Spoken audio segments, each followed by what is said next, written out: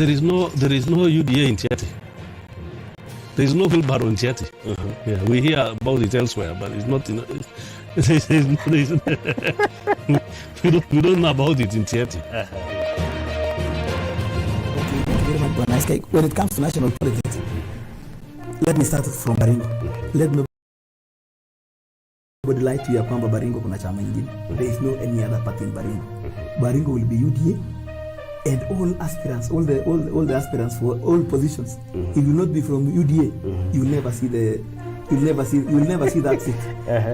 I can only say that you can exempt Tiati. It's good to be honest. You can exempt Tiati because that's where KANU has been playing its politics. But self-reliant. So I have a different approach.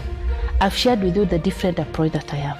I want us to deal with issues right from that ground level. You know, Baringo has made a decision, and I don't think somebody will reverse about the presidency.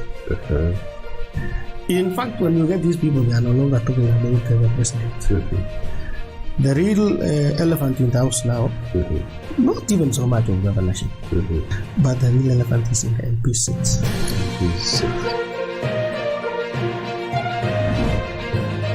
Ni wakati wetu wa kupiga siasa kuleta uongozi mzuri Baringo County.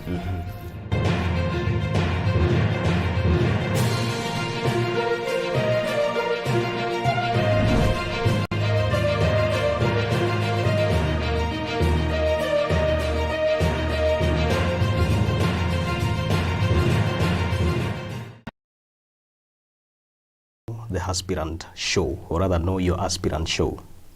Tonight we are privileged to have an MP aspirant from Baringo Central, and maybe before we get to know him, this platform gives you an opportunity to know who your leader would be, so that by the time you're going into voting, you know who the aspirant is, you know what they stand for, and also get to interact with them through this platform. This platform also gives you, as an aspirant, an opportunity to get to express yourself, get to tell the people why you want to vie and why they need to, or rather why they need you as their leader, or why you would want to work with them as their leader in or on an elected position. I'm your host, Komen SK, and stick around the show. You'll get to learn more about our guest today. Tonight, we have a guest. His name is Paul Arap Tororey. He's about, I believe he's still a youth. We'll get to know about that. But looking at him, of course, he looks like he's still within the bracket that House of fall in. Why do these people, young people, going for this leadership? And for Tororey tonight, it is his time to give us his highlight on why he wants to be the MP for Baringo Central. Karibu sana. I'm your host, Komen SK. Karibu sana, Bwana Tororey. Asante sana, SK. Imekuwa safari ndefu, and I think to the viewers we are a bit sorry. We are quite sorry for the delay. Safari imekuwa ndefu for Tororey. He's been on the campaign trail. Leo umekuwa wapi kwanza kabla tujue hata wewe ni nani? Leo nimekuwa kule Kapkole, my village area. I was meeting my people there. And I'm sorry, it was a bit late. That's okay, no problem. Finally we are here. So who is Bwana Tororey? Paul Arap Tororey. Good, thank you very much, SK. Thank you for your invite. My name is Paul Yator Arap Tororey. Born and brought up in Kapkole, Kapchomuso, Orokwa location. Orokwa location. Kabarnet ward, Baringo Central, Baringo County. Wow. And I'm a Kenyan. That's quite an elaborate introduction. So huyu kijana Tororey alisomea wapi, na akasomea nini, na anafanya nini kwa sasa? Nilisoma katika shule ya msingi, Kapchomuso Primary School. Nikatoka Kapchomuso, nikamalizia class 8 shule inaitwa Kitindui Primary School. After my class 8, I went to Kituru High School. After Kituru High School, that was the year 2007, I joined into business. I went into business. I opened a cyber business in Kabarnet. Aha. Which cyber is that? Because hata mimi nimekaa Kabarnet kidogo, labda I consumed some of your products. I was doing Mahangola business at Malembo Plaza, second floor. We are doing photocopy, cyber, and printing, and passport. And that sounds like the business yenye ulifuatilia, because when we met in Nairobi, my first time when we were meeting you in Nairobi was, I think it was in before elections of 2017. Around 2015. 2015 thereabout. You were with my friend anaitwa DK. Yes. And you had a sample print of a given design. Yeah. Is that the business that you are also doing in Nairobi? Because from the introduction that we were giving, you could see a Nairobi-based businessman. Yeah, I still do the same business, but in a different way. And I also have engaged myself in a different business. I improved that business from a cyber, and I went into printing press. Yes, and I think that is what I saw with you while we met in Nairobi, when we met in Nairobi. Yeah, sure. So I've expanded, I've grown from bottom, going up. Bottom up. Bottom up. I can see how you are crafting those. Somebody can almost know the party that you're associated with. And before that, after my Form 4, when I went into that business, I did that business because I didn't went to college immediately. Because of challenges we were facing back home. I had to support my siblings, my family. When you first born? I'm not first born, but around fourth born. Around. You are an African man. Yeah. You don't want us to be very sure where you're placed. Yeah.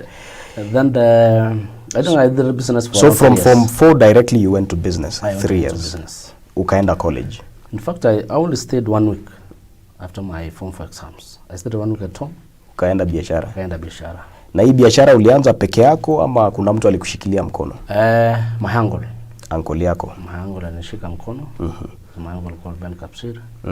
That time he was from US. And he had brought that new technology of instant passport. And then we combined with the cyber and printing. Well, so which year did you join college and what did you study? I joined college at around 2011. 2011. And I went to study Business Information Technology. BBIT. BBIT. I graduated 2014. And immediately after I graduated, it was like starting a new life. You know, when you go to college, there are a lot of challenges also. Fees and how to sustain yourself. There are so many challenges. So after my graduation, I had to start from somewhere. Again. By then, we were in Nairobi. By then I was in Nairobi. Which college did you attend? I went to MKU. And why I did that is because they were having a flexible program of distance learning and online programs. And since I was a fast and sharp student. Sharp student? Na unajiamini aje? I do. I prefer, since I had some hard activities. Biashara. Because I had to jungle both business. Unashikilia biashara and at the same time going to school. So you opted for distance learning.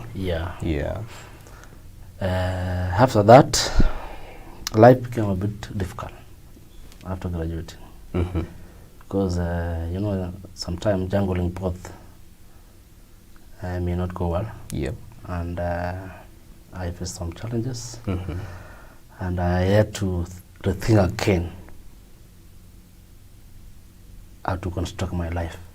So back to business. Ukisema the challenge, what challenge did you face within that time? Because I'm sure, you know, with leadership also, there's something called mentorship. Yeah. I'm sure whoever is watching would want also to learn nini ulipitia and how did you get yourself out of it? Yeah, since when I went to school, I could not run that business as it was before. Yep. And some other people were doing, but it was not sustainable as I was there personally. Secondly, we also moved from the place we were, and we got some challenges to get a relocation place. So those are part of the challenges we faced. And much from that time, I was concentrating much on my studies. Yep. Because I did a bit, that course was also easy, because I majored in software engineering. Yep. So I got some challenges. Yep. And after graduating, I had to start from zero again. Well, so how did you manage to move to where you are? Because kabla useme unataka kuwa MP bana, kuna venye umefika mahali. Juzi there was a very young aspirant here in Ravine, na akamwambia DP, last time sikuwa na bibi, sikuwa na pesa, na sikuwa kwa chama mzuri. Sasa sahi niko na bibi, niko na nyumba, niko na gari, na niko na kakitu. So how did you manage to rebuild yourself to where you are? Now, after my university course, or after graduating, I thought of how to start life again. I remember very well, I saved some money. I remained with around 10,000 shillings. And I went to think further. And I decided to do shoe business. Biashara ya kuuza viatu. I went to Komba. Nikanunua viatu. Na nikaona it is good for me. Ninunue viatu ya kina mama. Because they are fast moving. Yep. Sometime ya wazee. Anaweza hata miaka 2 bila kununua kiatu. So I went there, I bought mitumba shoes for ladies. Nikafika, nikaona, that time I was living in Tenges, a small center in Tenges. Nikafungua, nikaleta zile viatu, nikakuja kungarisha kabisa, nikaosha vizuri, nikapanguza vizuri, nikaweka mafuta vizuri, nikashine. Viatu vya kina mama. Viatu vya kina mama, mitumba. How much did you put in that business? Invest shilingi ngapi kwa hiyo? It was only 10,000. 10,000. So ukaleta, iliuza kwa mbio kiasi gani? That week, it was on a Friday. Nikatengeneza weekend.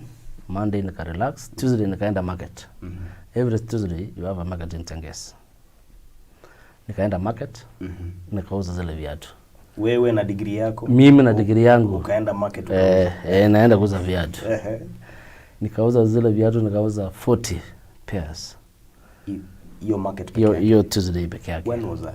Which year was this? That was around 2014. 2014. Yeah. One market day, 40 pairs. 40 pairs. On average, one pair was going for how long? 200 shilling. How many pairs had you bought? 100 pairs. 100 pairs. So you're almost hitting 50% of your stock. Yes. Wow. Now, every Thursday again, in Tenges ward, you have a market in Kapkayo. Kapkayo market. Thursday. Kapkayo. Thursday, nikaingia kwa lori. Yeah. Tunakuwa na lori inaendanga Kapkayo. Napeleka wanabiashara. Wanabiashara. Kabisa. Nikaingia hiyo lori hiyo Thursday na viatu yangu. Nikateremka Kapkayo. Nikaenda kuuza viatu. Nikauza zote. The remaining pairs, The 60 pairs. Nikaingiza pesa mfukoni. Wacha nipige hesabu.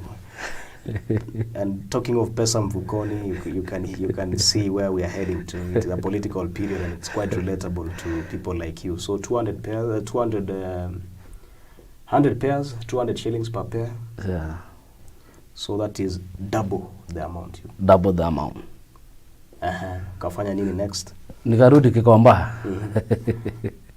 Wiki mbili na usharudisha pesa. Nimesharudisha pesa. That sounds like a quick business.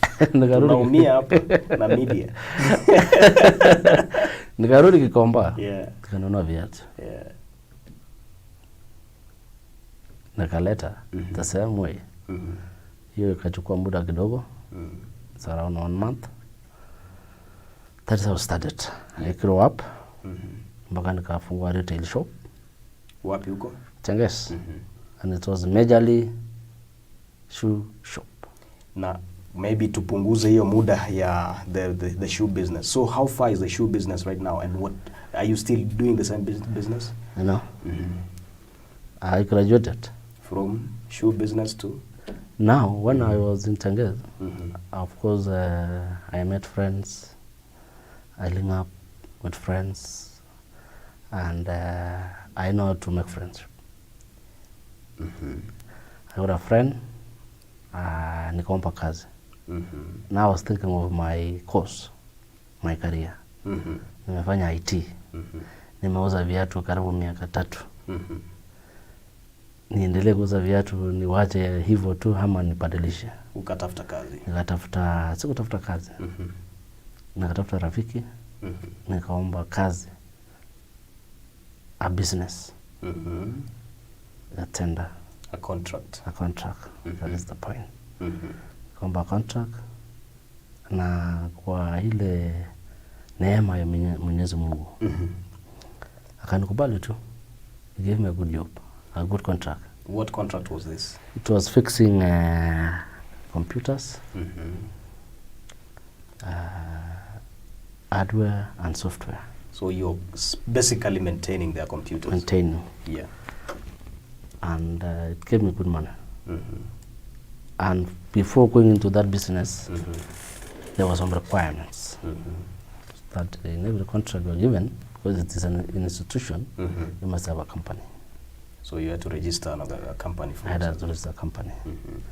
And that is where my life started. Wow.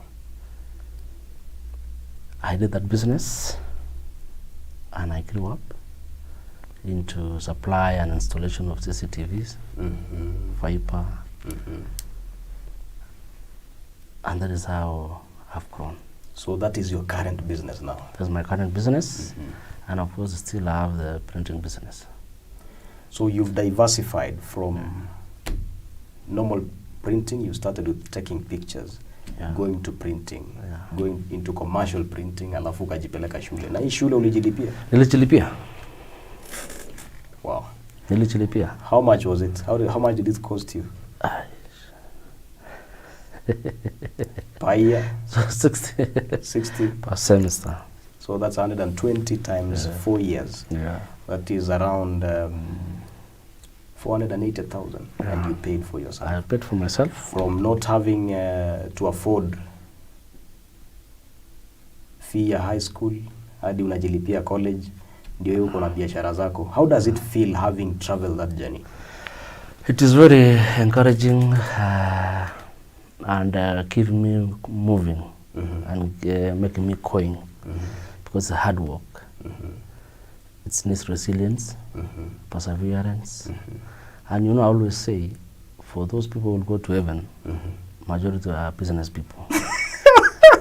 For those who will go to heaven, majority of them are business people. We can hold it at that and get to see what people are saying online.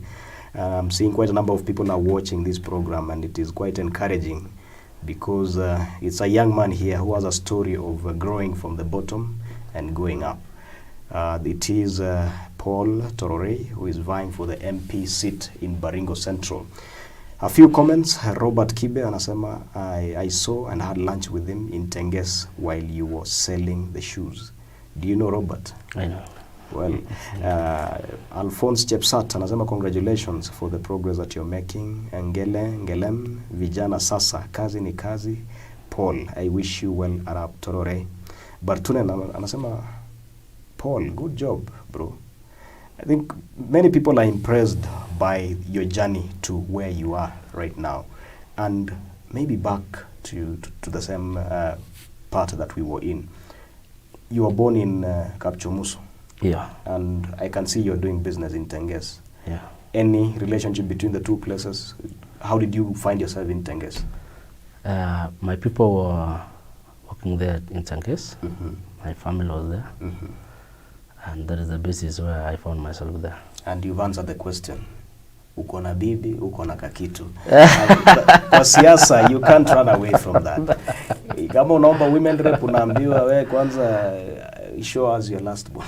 Yeah, sure. That is how biased this political arena is. Now, before we take a break, I wish everybody wishes to know now, what made you think of going for a political office? I can say it's a calling. And this calling has been there for so many years.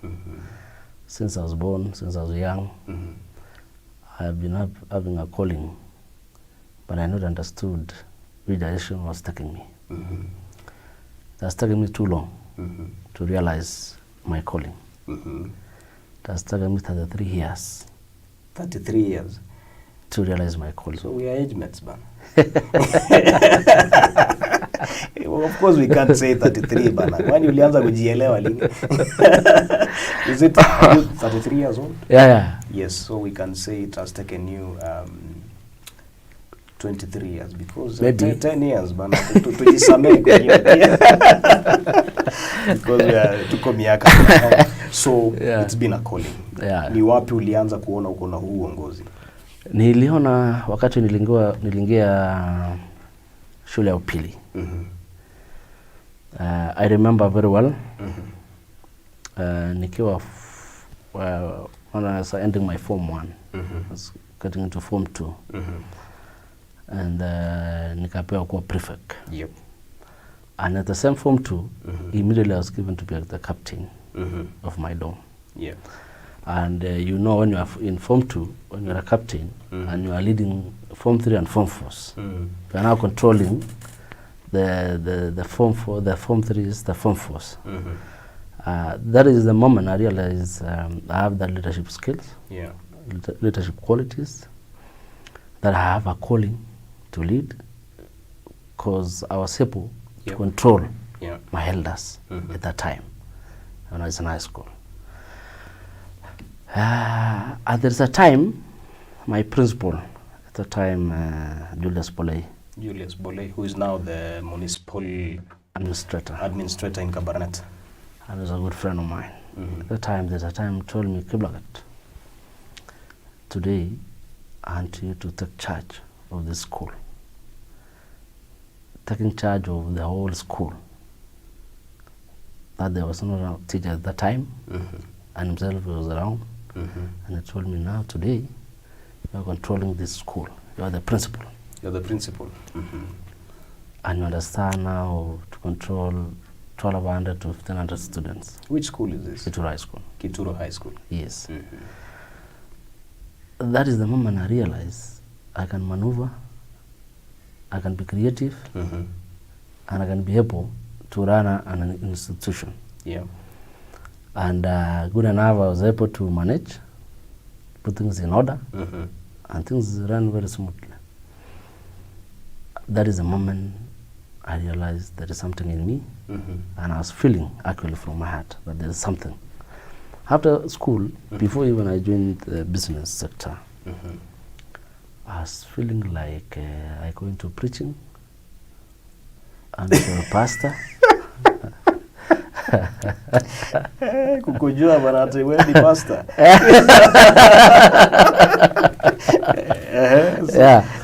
Because I was feeling I want to serve my people. But now I didn't know in which capacity. Yeah. Right? So I was trying to see, because I'm a Christian and I'm born again, then I said, I can be a pastor. I can go and preach. Unfortunately, it did not came the way I was thinking. Yeah. Things became different. So that is why I'm now here. And all along, I've got into politics. Mm-hmm. And looks like you were actively involved in the politics of Baringo in 2017. Yeah, sure. Was that your first time to be actively involved? Because I could see you in a given, I think, majorly the MP's seat. Yeah. And is that the first time you were involved in politics?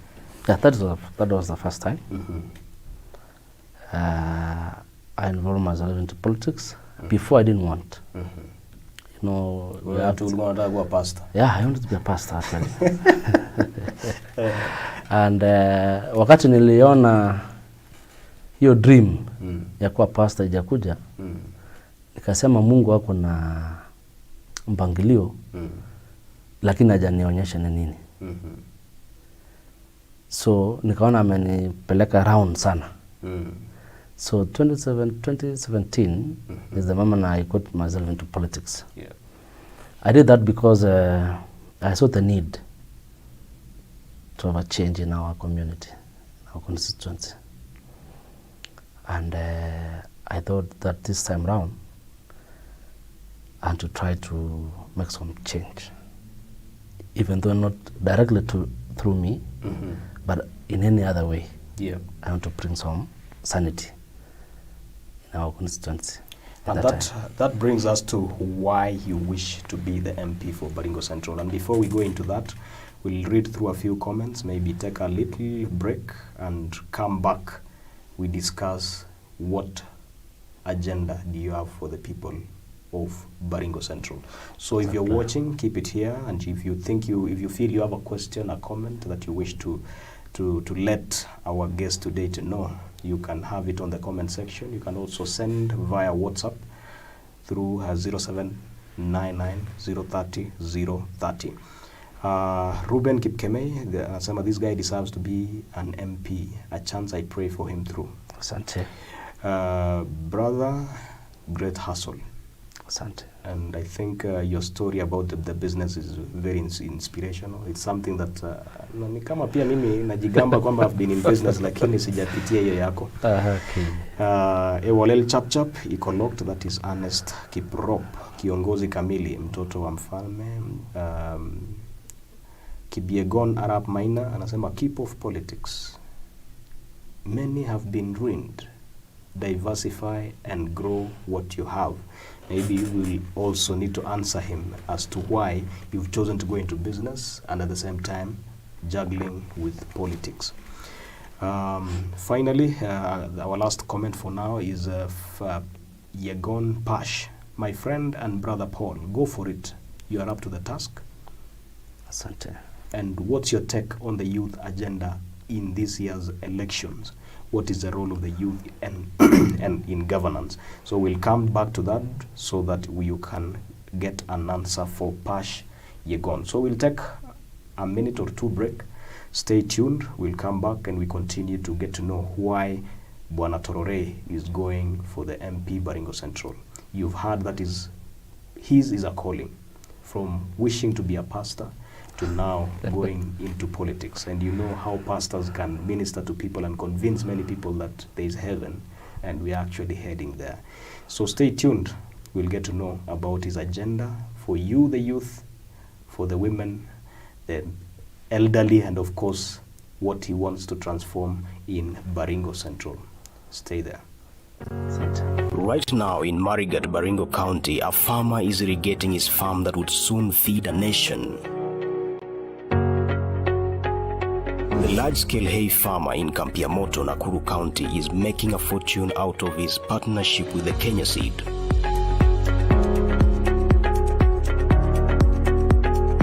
A coffee factory set up by a farmers cooperative in Baringo North is set to start exporting coffee beans. The budding dairy farmers in Ravine, through collaboration, would soon be setting up their milk processing plant. And these tea factories in Nandi and Elgeyo Marakwet counties are yearning to expand, owing to the ease of paying farmers who supply them leaf. Workers at this flower farm in Njoro, Nakuru County wake up every day to spread the love across the globe. And for this retail shop owner, his dreams are valid. One day, he will own a chain of supermarkets. There is a spirit in the sky that drives people to do more. It is in our customers, our employees and DNA. And it is another reason to look up to Skyline. Skyline Circle, passion for excellence. Welcome back. It's been a short break and thank you for staying on.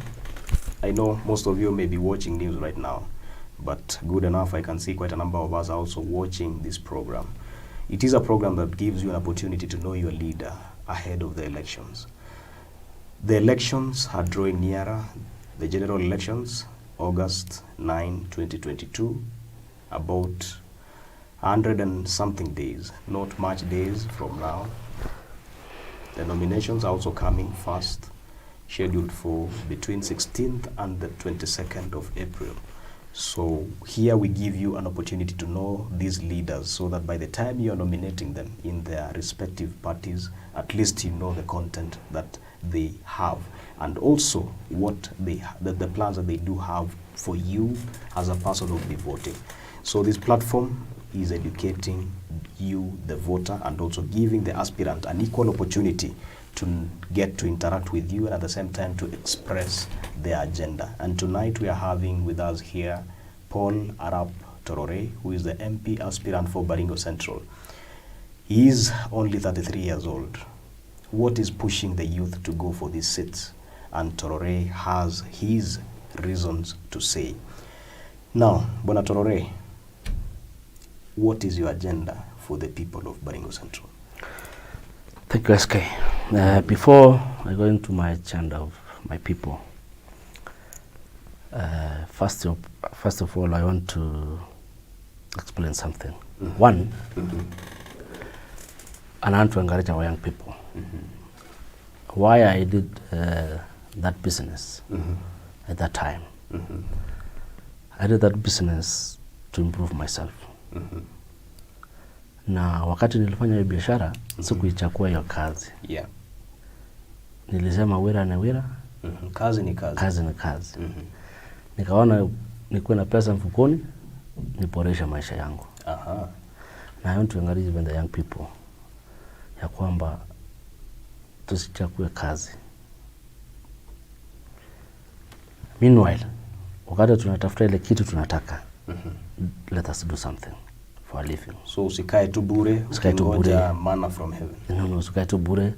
Tusikae kwenda center na kuhesabu magari. Na kuhesabu ile watu wamenunua magari. Na hapana. Let us soil our hands. Let us do something. Tufanye kitu. At least do something. Yes. Tusikae tu. And of course you wizi. Yes. Despite of hata kama uko na degree, kama mimi nilikuwa na degree, na ukakuja kuuza viatu. Nikakuja kuuza viatu. Yeah. Sikusema I'm a graduate. Yes. Nilisema niboreshe maisha yangu kivipi. Na I want to encourage my young people. Na kwamba meanwhile as we struggle and if we look for a better greener pasture, let us do something. Tusiokope kusema kwamba umesoma usifanye kazi ile ya chini. Kweli. Two, my agenda for my people. I want to bring change. I want to bring sanity. I want to change my people. In my constituency, we have so many challenges touching our people. Yes. When I look, tumekaa kama hatuna mwelekeo. We are behaving like we don't have a direction. Yes. And in any society, we must have a leader who gives a direction. We must have a leader who gives hope to our young people and to our people. We must have a leader who is ready to sacrifice his time, energy, resources to change the life of his people. When I feel I'm not seeing that leader in our constituency. No people. It's not yet. We are still far from the reality of life. Yeah. Why am I saying that? God has helped us. We have gone to other areas of this country and we have seen what is happening in the other areas. Unlike what is happening in our home area. So you've compared. I've done the comparison and I've seen there are so many opportunities, especially at the national level, especially the national government, which are untapped for our people. Na nikaona ya kwamba there is a very big gap in between. Two, watu wetu labda hawana knowledge ya mambo zingine which are happening with the national level. We need a leader, a real leader who can transform the lives of our people. So now, umesema maybe there's no inspirational leader, there's no leader so far who can give people hope in their lives and even transform their lives. What are these specific issues that you'd want to address in your agenda? One is youth empowerment. When you look carefully in our society, the 75% of the population we have is the youth. Which is true. Again, they are the same youth who are very vulnerable. And there are the same youth who want to be assisted. But now we miss the link. In every society, and I can give you a very good example. When William Ruto became the deputy president of this country, alituongelesha kama sisi watu wa Kalenjin pale Nairobi. Na akasema hii Nairobi si ya mtu. Hii Nairobi ni sisi wote. Yes. Ni sisi wote.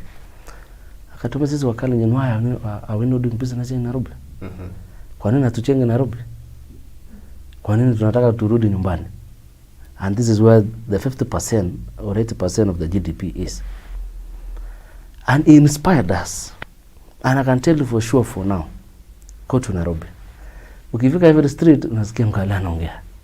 And they are very proud. Wanaongea lugha yetu. Yes. Na they are doing now serious businesses. Very serious businesses. They have invested a lot.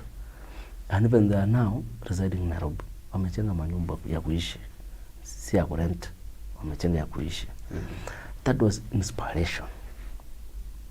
So you want to be that leader who can inspire people. I want that leader. I want to be that leader who can inspire these young people. Yeah. Ile hawa vijana wanaangalia, huyu vijana tunamjua alianzia kule chini. Amegrow, amekuja, amekuwa kiongozi. That one again only will touch so many lives. Na watatia bidii. Wataona kumbe it is possible. Inawezekana. Na watakuwa na matumaini. That is one. Two, I want to be a link between these young people and the opportunities here in Kenya and outside the country. We have so many opportunities in abroad. We have so many opportunities in the national government. Tunataka ile mtu anaenda kupisha hii mlango. Hizi mlango. Na kutetea wa vijana. Simply, ukiangalia vizuri, nowadays huwezi ngoja kwamba ati serikali waweka advert jobs na ungoje. Hapana. Tunataka ile kiongozi anaelewa kwamba lazima unaamka asubuhi, unaenda kule ministry, unaenda kuongea na CS ama PS, you make friendship, unaongea naye vizuri, unamwambia bwana, niko na vijana wameumia nyumbani. Nataka usaidie. nisaidie. Na hata unaweza pitia kwa Goriama unapelekea asali kidogo. Kwa pale namwambia hii sukari wachana nayo, tumia asali. Kwanza Baringo ni pure. Hiyo ni urafiki unaunda sasa. Hiyo ni urafiki unaunda. And I'll tell you for sure, if you do that, you will make friendship.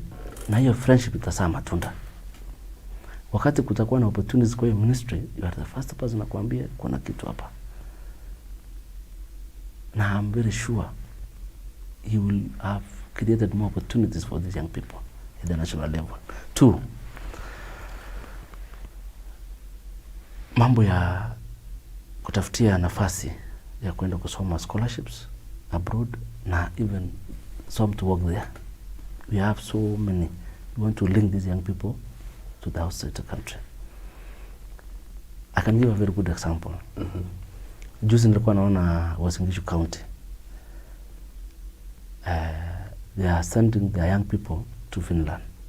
Yes, I am aware of that program. And that program, you have seen, they are sending around 300 after almost every 6 months. That's a quite good number. And I have inquired to know the benefits. Na hivi la niko na nini kwenda nje. And I've got one friend. Na amenieleza vizuri. Kule nje, there are so many opportunities. You go study and you work. Now, I'm told the least person per month can earn 500,000 Kenya money. That is the least. The least. The least earning. Yeah, the least earning. 1,100. Kama wewe ni lazy, ila utaki kufanya kazi sana. Ndio unapata 1,500. Hey, Kenya money. You meant the laziest. Yes. Ile goigoi kabisa. But if you are hard working, you are very aggressive, you make up to 1.5 million. Wow. Those are the opportunities we want to open up for our young people. The other day nilikuwa naona hapa Kenya. Kulikuwa na some employment ilikuwa ya ACCs. Yes. I think it was around 797 positions, Ministry of Interior. And I was surprised. Do you know, we did not get even one in my constituency. In Baringo Central? Baringo Central, 0. I think Baringo South was lucky. We had about 4 or 5 of them. Tiati was the luckiest. They had 12. 12 in Tiati? Yeah. Now, this is the link I'm telling you. It is missing because, you know, maybe the network of some leaders is limited to some extent. And I remember one of the former leaders say, your network is your net worth. Which is true. That is why you need to build a very good network. Because that is our net worth. Yeah. So that shows that we have some challenges we need to address.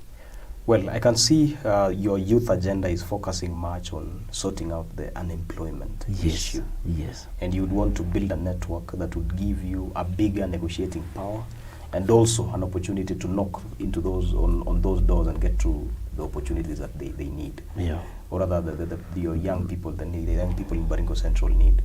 On average, how big is the youth population in Baringo Central? Of course, the country's average is about 75%. If let's say youth wakupigie kura sahi, unaweza pata kura ngapi? Vijana peke yao. Baringo Central has a voter population of about 40,000. Yeah, it's around 40,000. So just 75% of the 40,000. So, ukipiga vile wewe ni kijana, I'm sure when you are in Tengezo, you're interacting with them. Umeangalia iko aje? How is the unemployment rate in your constituency at the moment? At the moment, unemployment rate is 75%, 20%. That's huge. This is very serious. Yeah, because if you look carefully, you will find majority wamemaliza shule lakini wako nyumbani. Yeah. Na unajua it's very painful wakati mzazi ameuza ng'ombe zote, ameuza shamba, amesomesha mtoto na mtoto anarudi nyumbani, mnakuja kaa na kuangaliana. There is no hope. So painful. Tunataka kuona matunda ya yale sacrifice wazazi wetu wanafanya. they do a lot of sacrifice. Tunawaheshimu sana. Lakini opportunities ya vijana hakuna. Unapata ya kwamba siku 2-3 unapata kijana amejiingiza kwa pombe. Unapata amejiingiza kwa dawa ya kulevya. Kwa sababu anakaa ana namna. Kweli. And that one also, you see, it brings problems to our society. And we are losing a generation. And if I was looking carefully the other day in Kaona, tusipokuwa very careful, in the next 5 to 10 years, tutapoteza a generation. We must save these people. So aside from you wanting to sort out the issues of the youth, we acknowledge kwamba kuna mambo ya hii drug abuse. Mipango yako ni yapi? There are so many youth groups in the village, and sometimes maybe using my constituency for example, utapata there is at least maybe 1 or 2 youth groups in a sub-location. That would even average up to like, if you have 20 sub-locations, that could be 40 youth groups. 40, Mipango yako kwa hawa vijana ni yapi? Now, because there is the bit of setting up, or rather linking them to employment and sending them abroad. Na kuna wenye hawana hizo skills za kuemployiwa. Now kuna groups tofauti. We have some categories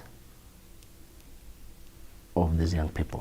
Kuna wale wako kwa jua kali sector, kuna wale wako kwa bodaboda sector, kuna wale wako taxi sector, ama transport sector, in short. Na hao wote, we need to empower them. And by doing so, my research and the best way to help a human being is to get the resources. Like for example, my dream, and I can say candidly, I can see the border sector.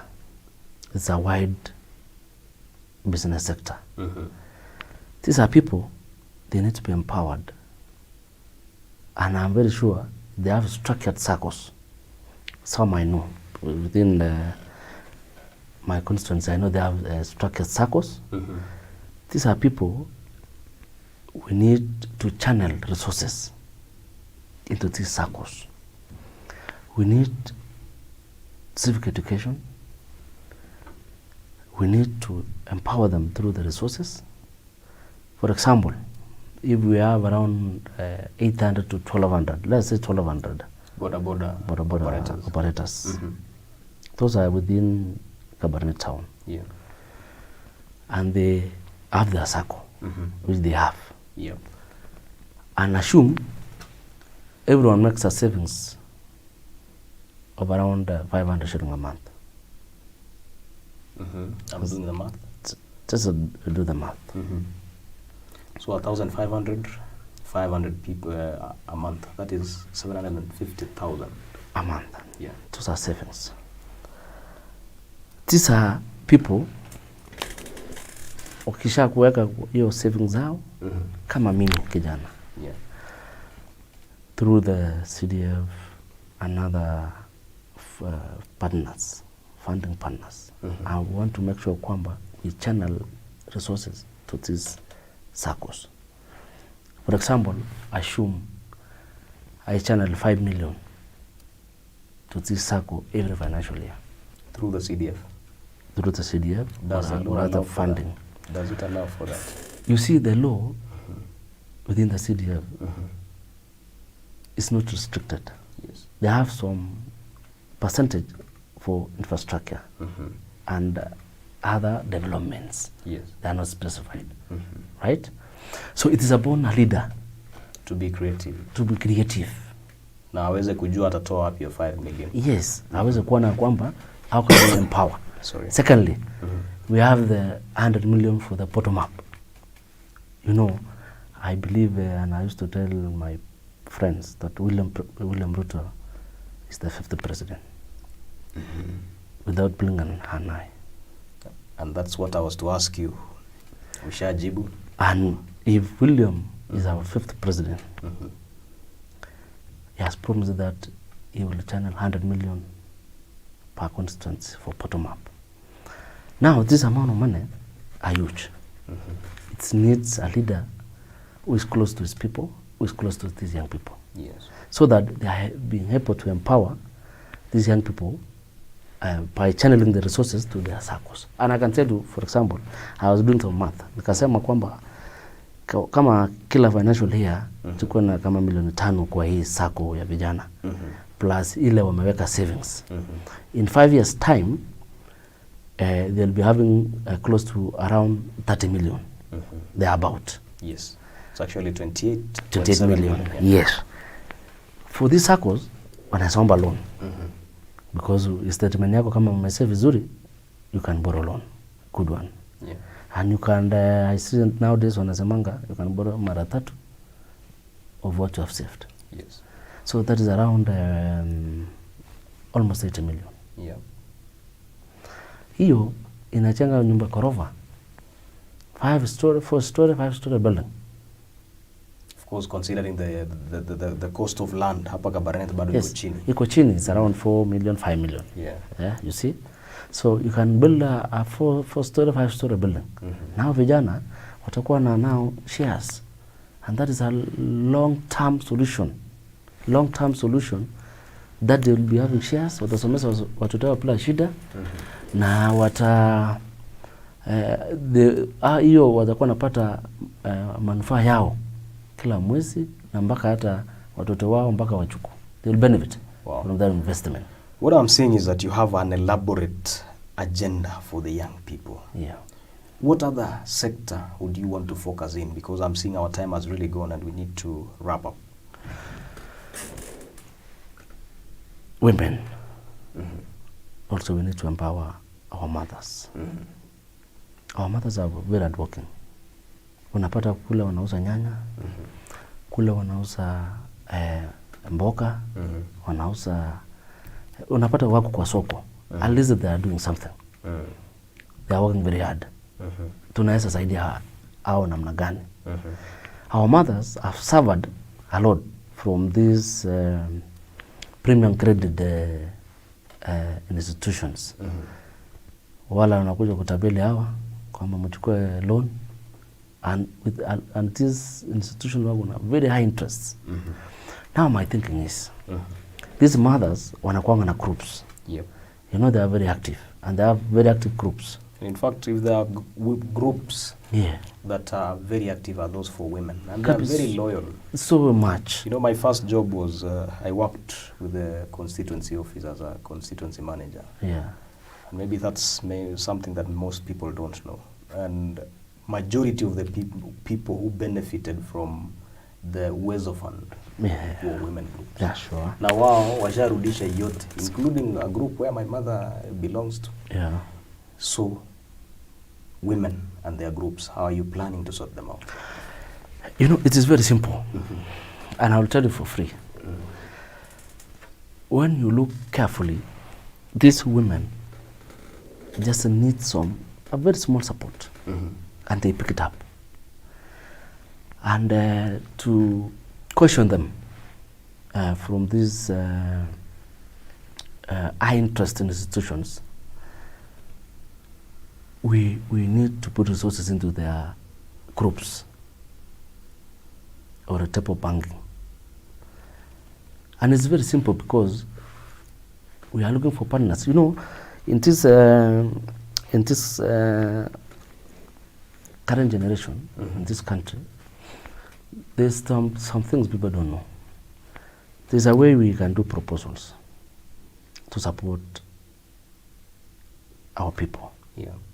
And we can get the funding from various institutions. So you're also looking at partnering with other institutions and any other organization that is willing to fund projects that are focusing on women. Yeah. And there are so many partners who are willing to support women. There are so many. It is that we don't have that leader who can go and look for those partners. And at the same time, this bottom-up funding is also key. We need somebody who is good in in reaching these women. We need a leader who is good in reaching these women. And we put resources into their groups. For example, you know, for women, if you put a group, ukiwekea wa 1 million, for example, watakuwa wanaomba round. And that 1 million can grow. It should grow actually, because I see them, they put some interest. Yes, you just need a seed capital, a very good seed capital, of like 1 million to 2 million. And utapata wamesonga mbali sana. Ya pili, and I want to tell even other leaders to focus on this one. There is something I've been watching carefully. Ukifika kwa market, you find there's a lot of challenges, especially on matters of perishable goods. We need to mitigate in a way that we need to have a cold room. Cold room will help these women to preserve these perishable goods. Something like a freezer, a cold room, yes. Yes, a cold room. It's just, it can be a container. Yes. It can come in form of a container. Yeah. Na itengenezwe vizuri, na iwekwe solar. Yeah. There's a new technology. Yeah, solar. To sort out the women who are selling perishable goods. Yes. So that, at the market. Yeah, so that wasikuwa naenda hasara. Anauza kufika Juni, kama hajamaliza anaenda kuweka kule cold room. Inakuwa fresh. Solar powered cold rooms. Yes, solar powered cold rooms. And 2/3 of Baringo is arid and semi-arid. Exactly. So solar is everywhere. It's We are also everywhere. near the equator. Yeah. The solar is hitting at almost 90 degrees. Exactly. So maximum solar power. And I will tell you for free, we shall improve their lives. Hakuna hasara ya kufanya kwa perishable goods. Nyanya yako utauza mpaka uze, hata hakuna mwenye taharibika. And that's true. That's what supermarkets do. Yeah. When I finished my high school, the first job that I did was working in a supermarket. One of the leading supermarkets. Umehustle pia. Nimehustle bana. My first employer was a Muhindi in a supermarket in Nakuru, and the wholesale, I tell you, vitu zinaishi huko, cold room. Yeah. And how I got to know about the cold room is a story for another day. When you get a customer who is carrying a lot of money in the bag, unapelekwa cold room when they hesabu huko bila haraka. So the faster you finish, the better, because you can't survive the temperature. Yeah. Well, looking at the comments, I can see Jonathan Maigong. Do you know him? Anasema, bodaboda sako in Nanyuki is worth 150 million by only saving 50 bob. Na inawezekana. So people are already seeing the practicality of your idea of empowering the boda circles. In Kangemi, there is a boda circle just here in Embu.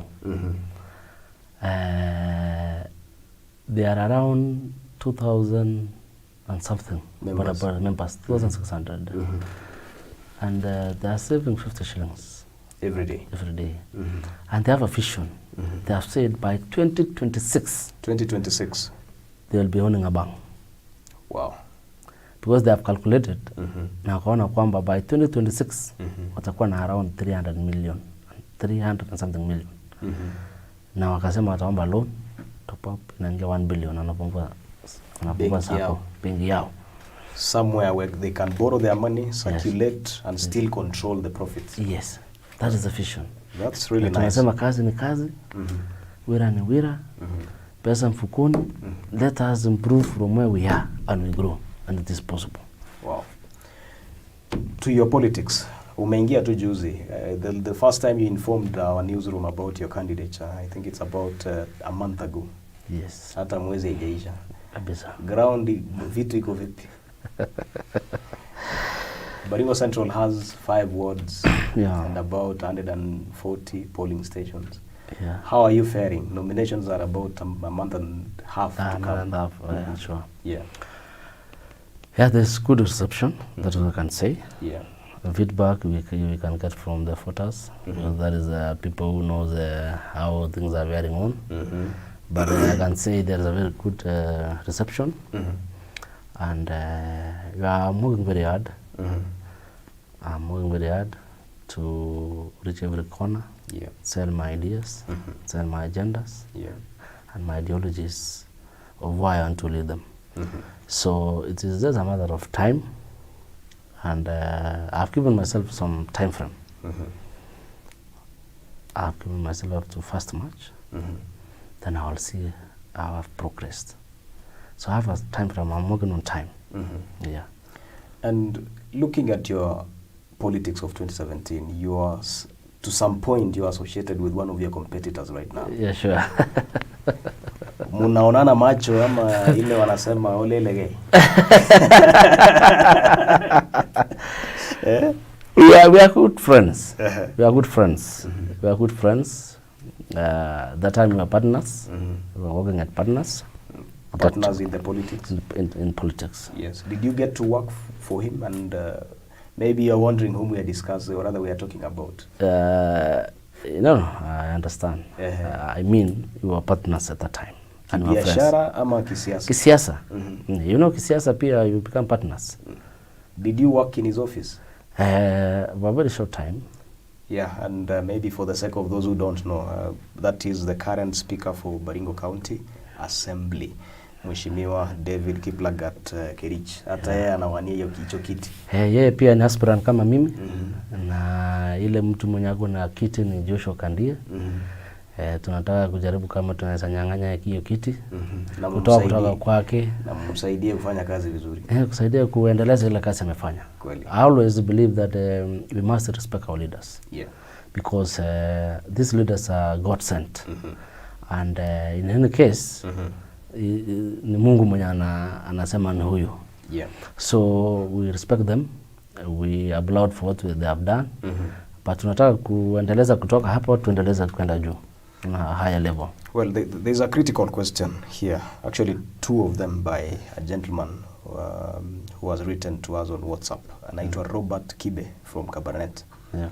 My question is to Mheshimiwa, what plans do you have when you get to be elected in regards to talent and innovation among the youth? Yeah. Swali la pili, what measures will you undertake to ensure that there is fair and equitable distribution of CDF during your leadership? Very good question. Thank you, Robert. I know Robert. And I'll start by saying talent is key in our society. It's only need structures and leaders who can tap that talent. Like, for example, when you look very carefully in our constituency or even our county, we have a lot of talent, especially on the sport, athletes, but they are not tapped. They are wasted. Now, we need to put structures in place. There is a Minister of Sports. Yeah. In our constituency, I've never seen their work. I've never seen what they're doing. Because we need to see a workable government, a workable facilities, because we need to have, first of all, we need to have facilities. And by the way, there's a stadium which has stalled in Kabarnet, and we even became a point of ridicule sometime. There was an aerial picture ilichukuliwa na vile uwanja imechorwa bana. I'm telling you, we are in a mess. Yeah. We need to tell ourselves the truth. We are in a mess. For example, we don't have any sports facilities in our constituency. We don't have. And we have high altitude areas. County government wamejenga na itumiki. There's no, there are so many issues we need to sort out. I want to assure my young people, I'm going to fix and make sure kwamba we have facilities. First of all, we must have facilities to tap the talent. Either music, we need to have a good studio for our young people. We need to have a training camp for athletes. We need to have a very good stadium. And we are going to push it either at the national level or the county level. That will be my assignment, to make sure we have those facilities within our constituency. For these young people to get opportunity to explore their talents.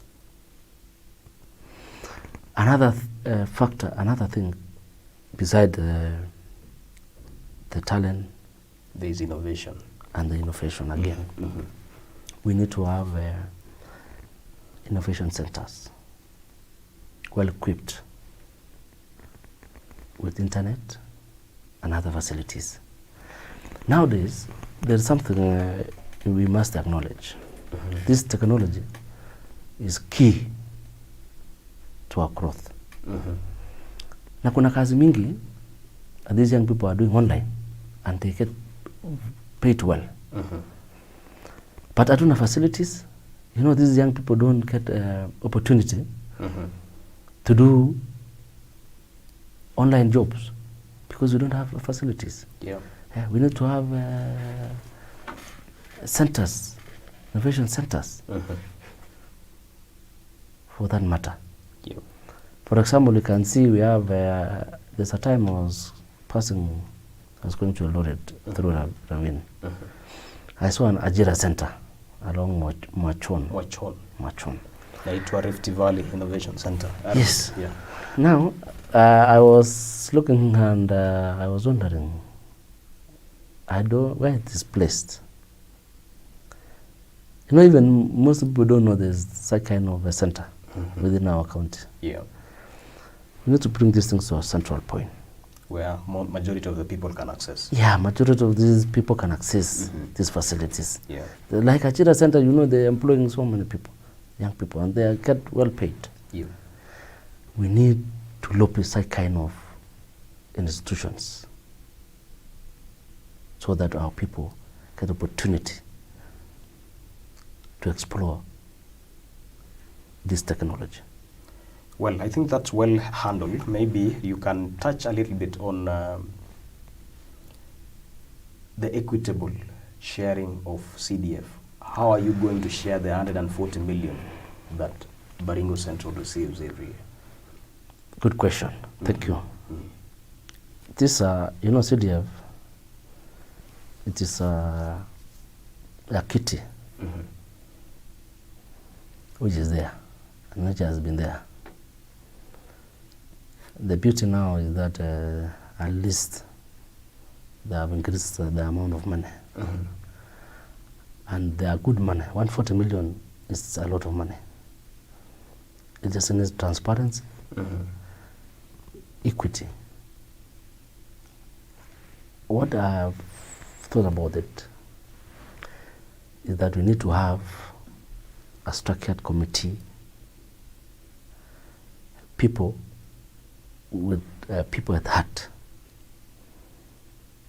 and to share this CDF in equitable manner. One, you find that majority of the leaders don't share this CDF across the constituency in equitable manner. They narrow to certain regions where majorly they come from, you see, or they narrow majorly this contract. They somehow narrow this contract to their people, or close allies. Yeah. I will tell you one thing. The leadership of the young people, we are very different. And I've been saying that. As young people, I always say we are one tribe. We are one tribe. Tusemangi, mimi natoka hapa, nataka hivi vitu ikuja hapa. Hapana, tunasema sisi kama vijana with my team. I love a very serious team. Very serious people who want to deliver to our people. You know, you must as a leader first, if you have that heart to deliver, you also look for a team who are ready to deliver. Yep. And we want to make sure kwamba hiyo CDF imeenda to every ward, every sub-location, to every location. And by doing so, I've said myself, any project ile inafanywa kwa sub-location level, watu ya hapo wafanye hiyo project. Vijana ya hapo wafanye hiyo project. Si kutoa mtu kutoka from this ward aenda afanye project in another ward. No. Kama project ni hiyo ward, hiyo resources zibaki zibaki hapo. Whether it is a 5 million administration block, whether it's 20 million, pewa wapewe. na capacity, na kama hakuna mtu akona capacity. I'll tell you for this. Hii mambo ya capacity ni utapeli. You're a contractor, hebu tueleze hapo. Ni utapeli. For this CDF, sheria yake ukiangalia vizuri, haina sheria ile unasema ade lazima ufanye hivi na hivi. I've promised my young people and I'm going to do it even if it is to change the law. Wakikwama sana, I'll go and push and change the law. Ya kwamba these young people, we must give them contracts and we give them upfront capital. They get to be given a starting amount. A starting amount. Ya jumpstart. Jumpstart. Wani vijana wana pesa hapi hawana? Will that not go against the procurement law? Iko wapi ya sheria? Si sasa unaambiwa kwanza you are paid per milestone. Wacha nikwambie, you must bend other things. Hii sheria for some things to move. You must bend other things for some things to move. Well, hii sheria ikiwa kwamba tunaenda kubadilisha. And that is your role as a legislator. And as a young person, I must look these young people kwamba hawana hiyo pesa, hawana hiyo nguvu, lazima niwapee kazi, nipee startup capital. Ile siku inalipwa kwa bank nakata hiyo pesa na inarudishwa. Anapata pesa yao. Okay. Well, that sounds like a very ambitious plan and very juicy as well. Yeah. Kama unaeleza vijana hivyo, then that sounds like it's selling like. And it is possible. Wana kuna kitu ile iko impossible. Nothing. Iko kweli. Tukiwa kama serious tunataka tusaidie watu wetu. Kuna kitu impossible. Itakuwa ngumu, ikuwe ngumu. Yeah. It is, everything is possible when there is a will. Where there is will, there is way. There is a way. Hivyo ndivyo wanasema. Yeah. Well, we've gone way beyond our time. And maybe to read out a few comments that may have come during our conversation, David Chesire anasema very, very true. Wakina Maigong, I hope you're listening. Projects to be given to locals, period. Already watu washaanza kushika naye. Rotich, Josephat Rotich anasema congratulations location. You really have the people, Baringo Central constituents in your heart. Asante. All the best, Tororey. Asante. I can see also family is here. Naona watu wa familia wanasema we are watching live from Kapkole. Asante. And we are ready to support you. You know, at the end of the day, it's about support. Do you have support? You will need resources. You will need time. But there's also a part that people ignore, the moral support. Leo upige campaign, ama DP akuje Kabarnet na ubuiwe. How will you get back to being, or rather being on track and continuing with your campaign? You will need serious moral support. Exactly. Jonathan Maigong anasema it has been happening to capture something contractors. I think they're acknowledging the fact that there are some contracts that have been going to one family. Well, you've taken your time to listen to Bwana Tororey, and this is how we'll be doing it for the next remaining maybe 28 days. We've just done, this is our second day into the conversations that we are engaging the aspirants who are eyeing the various seats in Baringo County. And maybe as we are about to finish, should you have a final comment, you can give it, or rather put it on the comment section. We are also live on YouTube. You can put your comment on YouTube as well. And at the same time, the WhatsApp number 0799 030 030. To wind up, Bwana Tororey, we can't finish.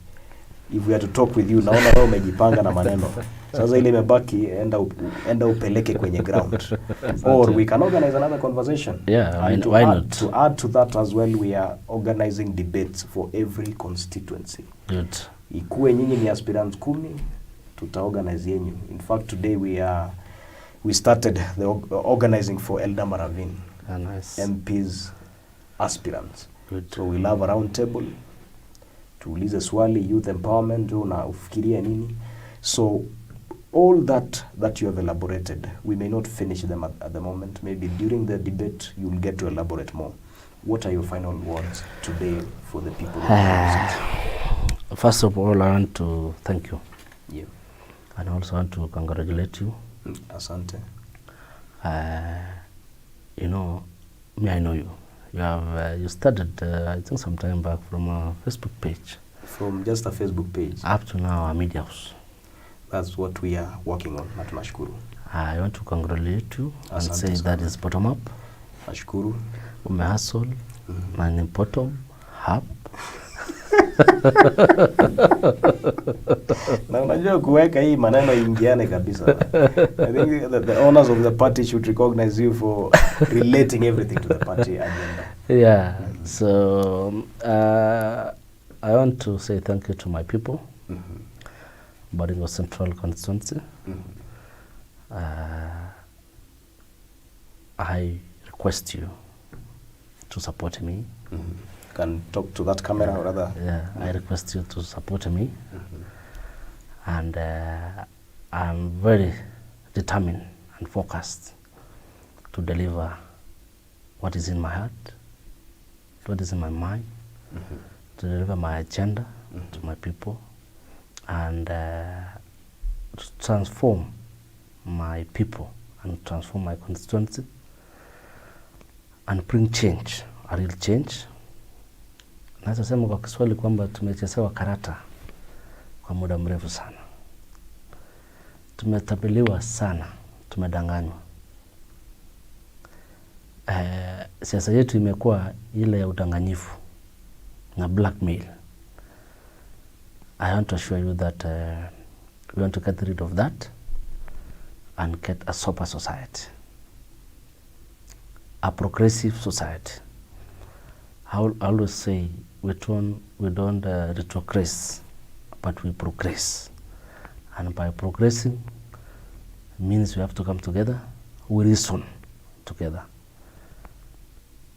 for us to reach our destiny. Naweza sema ya kwamba Bwana SK kuna kwanga na I always say kuna level ama click fulani ya wanasiasa. Ile tunafaa waondoke katika arena ya siasa.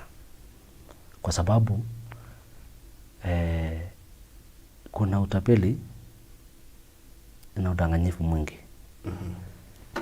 Ya kwanza unapata wakati ya kusaidia watu wetu wanakuanga they choose wasaidie nani ama wasaidie nani. Wanaambia vijana ya kwamba saa zingine unaenda kuomba kazi ama unaenda request support from these people, wanauliza wewe unatoka wapi, wewe ni familia gani, baba yako ni nani. Ukipata ya kwamba ujulikani they don't care to help you. Tunataka tukate hiyo and get a level crown whereby tunaangalia talent ya mtu, tunaangalia skill ya vijana wetu, tunaangalia ile profession ya mtu na bila kuuliza baba yako ni nani. For example, wewe ni rafiki yangu kwa muda. Umaisikia nikikuuliza baba yako ni nani? You don't even know where I come from. Ama unatoka wapi? Hata mimi sijui. Hata sijui unatoka wapi. Leo ndio nimejua yako. Now we need that kind of level crown ya kusaidia watu wetu bila kuuliza wewe unatoka familia gani. Mama yako ni nani? Baba yako ni nani? Alipiga na alifanyia nani campaign? Tunafanya campaign, tukimaliza campaign, pap, umeshika kiti kama kiongozi, kama mbunge. Wewe ni mbunge ya kila mtu. Wewe ni mbunge yule alikupigia kura. Wewe ni mbunge yule hakupigia kura. They deserve support, they deserve wapate kusaidiwa kama mbunge wao. Well, you've heard from Bwana Tororey. He's just 33 years old and he's showing a lot of confidence in going for the seat. We can also read from the comments, quite a number of people really feel that you deserve that seat. Thank you very much. I want just to wish you well. Thank you. You're standing for equitable distribution of resources and also serving people without favor. But should you deserve, you get what you deserve. That is a leadership clarion call from Bwana Tororey, who is vying for the MP seat in Baringo Central. he has an elaborate plan for the youth, and I think it has taken us almost 30 minutes just talking about the youth agenda. And we believe that should you get that seat, you will stick to that, because this platform also gets to expose you in a way. You are committing to people who are watching, and these videos will stay. Facebook has it has unlimited space to keep those videos, and these people will keep referring to these videos whenever you get into that leadership, and you might be held accountable for what you're saying. You know, it's about character. Exactly. So if you can maintain, if you are able to maintain your promise and to deliver your promise to the people of Baringo Central, then this platform will have played a role in ensuring that these people know what your plans are as a leader, and also keep them aware that this is what you're planning, and they'll put you to account on what you've said. And from us as Baringo News, we are very grateful for taking time to watch this program, Know Your Aspirant. Tomorrow we'll be hosting Mheshimiwa Mtarajiwa Emmanuel Ngetuny. He's the person alitetemesha Eldama Ravine the other day. Akisema last time alivai bila kakitu, bila bibi, bila gari, and in the wrong party. He was vying in Kano. And right now he was telling the deputy president that sasa niko na pesa, niko na bibi, na niko na gari, na niko na kakitu. Hao watu wataniweza kweli? He will be our guest tomorrow, and will be bringing you here so that you can get to know who he is and what his agenda for the people of Eldama Ravine. This program is preceding the debates that are organized by Eblin Media in partnership with these aspirants, because they are the key stakeholder. Without them, no debate will happen. So all the constituencies you will be seeing the plan that we'll be posting on our platforms. We will also be partnering with other institutions so that we can ensure that you get to know who your leaders are and what their agenda is. From us as Baringo News and the entire Eblin Media fraternity, I've been your host, Komen SK. Have a good night and see you tomorrow. Thank you.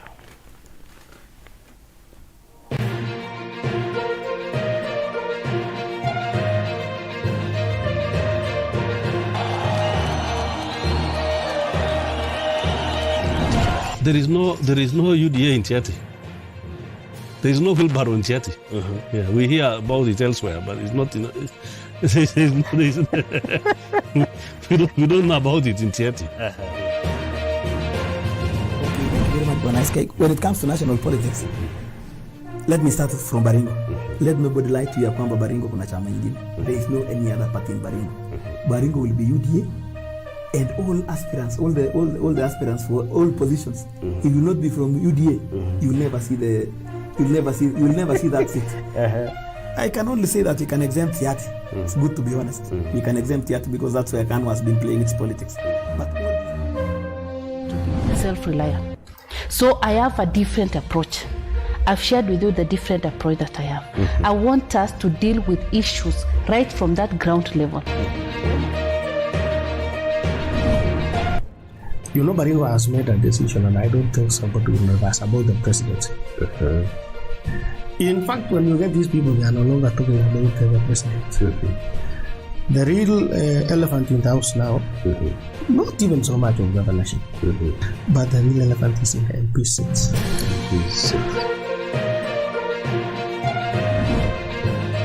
Ni wakati wetu wa kupiga siasa kuleta uongozi mzuri Baringo County.